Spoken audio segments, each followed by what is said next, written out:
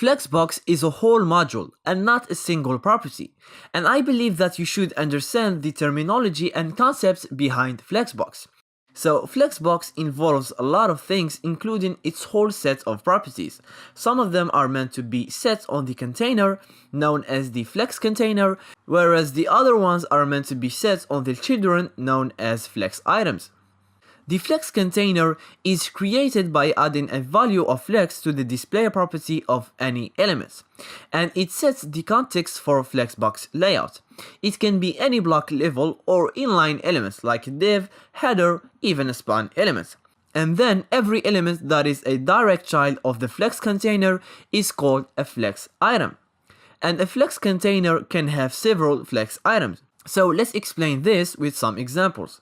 Here we have a container with 4 divs with different colors. If you go to your CSS and target this container, and then within this declaration block you set the value of the display property to flex, now this container has become a flex container and these boxes have become flex items. I believe that it is really important to differentiate between the flex container and the flex items, because as I said in the beginning of this lecture, there are some properties that work only on flex containers and there are other properties that work only on flex items.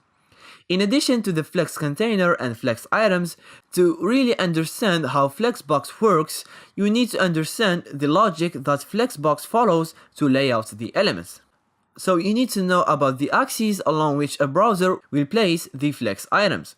This may be a little bit tricky, so I need your attention here. Flexbox follows 2 axes that determine the layout direction of flex items. These elements are laid out following either the main axis or the cross axis or the 2 axes.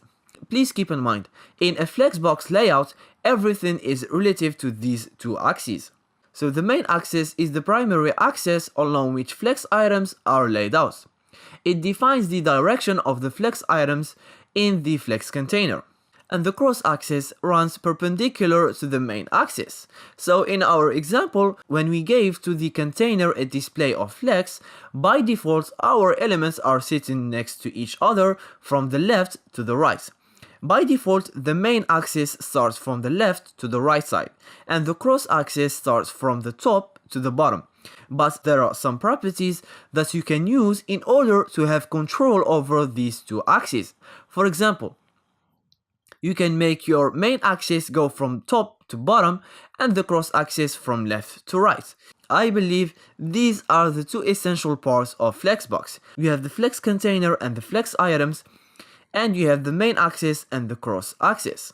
If you don't really understand these 2 concepts, Flexbox will make you feel stupid. And that's what happened to me when I was first learning Flexbox. I've been using some properties that are for the flex container on the flex items and the opposite, and it has been really confusing without knowing the difference between them. And also, if you don't make the difference between the main axis and the cross axis, laying out elements using Flexbox properties can be very tricky.